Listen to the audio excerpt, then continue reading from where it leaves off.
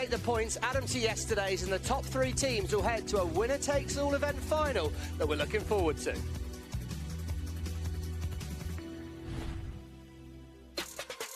We are back on San Francisco Bay for day 2 of this weekend's racing. Teams will need to hit the line with speed if they want to take the lead at Mark 1. From here, the boats take a left side into their strategy.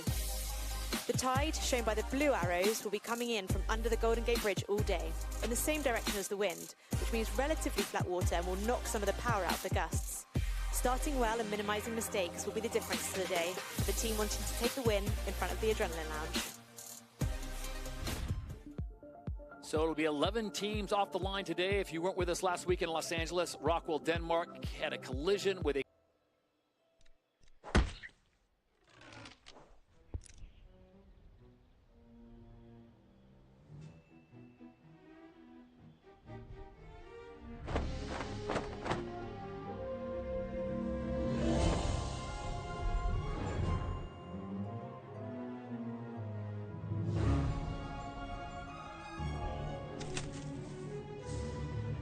is averaging 20 kilometers per hour, gusting to around 30 kilometers per hour. It is pretty cold, dense air, which means it has a good punch to it, so plenty of power for the boiling F50s.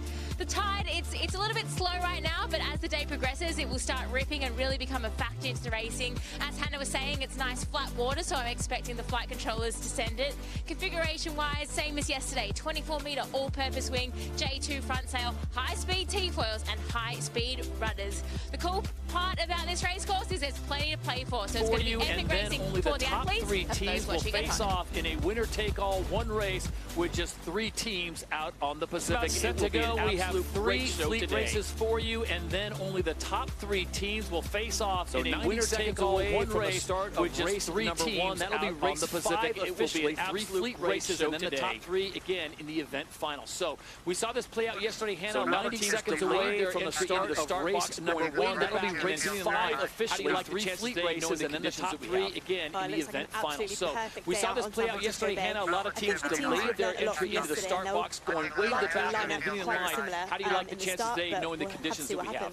It looks like an absolutely perfect day out on San Francisco Bay. So with the Golden Gate Bridge in the distance, we are just about set to go racing. Here we go, the calm before the storm, and the dance begins. Stevie Morrison, where do you like to line up for the conditions that we have? So with the Golden Gate Bridge in the distance, we are just about set to go racing. Here we go, the calm before the storm, and the dance begins. Stevie Morrison, where do you like to line up for the conditions that we have? Team and the Kiwis, they've got to make a move, and they've got to make Brazilians are back in early. Australia are going to choose to fly from behind. When it goes white, we're going to be going, and we can see the optimal position is towards the British team and the Kiwis. They've got to make a move to six on North Star Camera at the left-hand side of the screen. That start line's red. When it goes white, we're going to be going, and we can see the optimal position is towards the bottom of the line.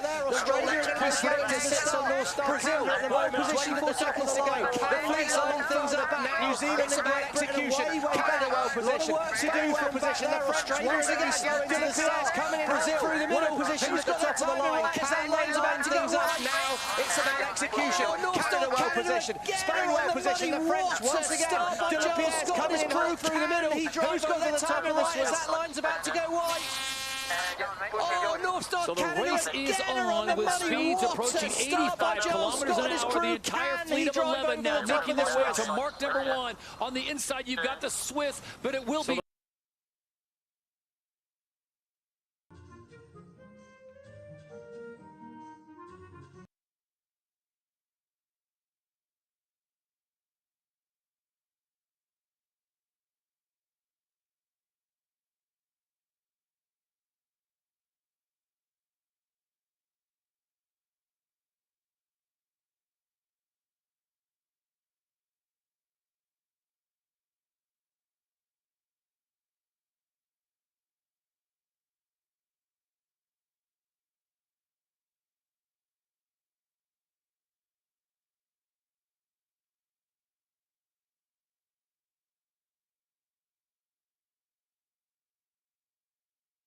Have to do one more manoeuvre if they want to turn right.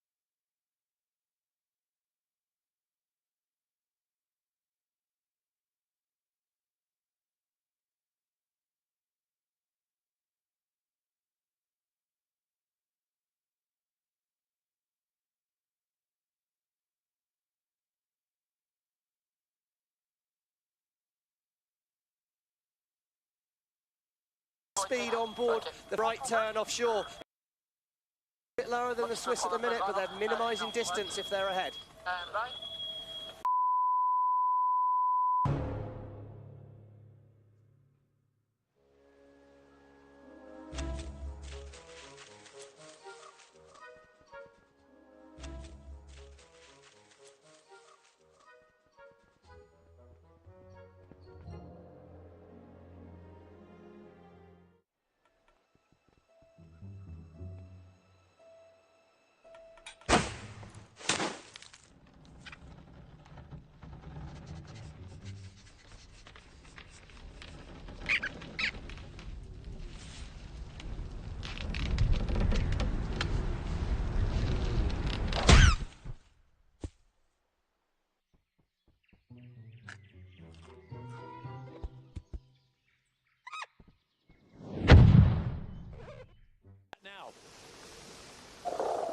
Yeah, there's just more wind out there, but obviously, as we were talking about, there's that tide where Switzerland is right now. That's the least amount of wind. It's really protected from the land. So unless they nail the foiling maneuver,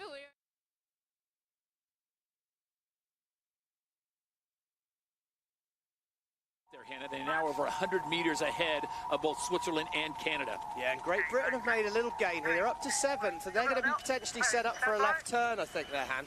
Yeah, and this leg's going to be a little bit different because there's only one mark you've got to go around at the top. They're definitely turning left and heading towards the finish. Hannah, how far are they calculating where they want to be at this point of the race, knowing that the mark's coming up in some 800 to 1,000 meters? So you're definitely thinking, when you're going around the gate mark, how does that set you up for the next gate? So it's not just the leg you're on, it's the one after that as well.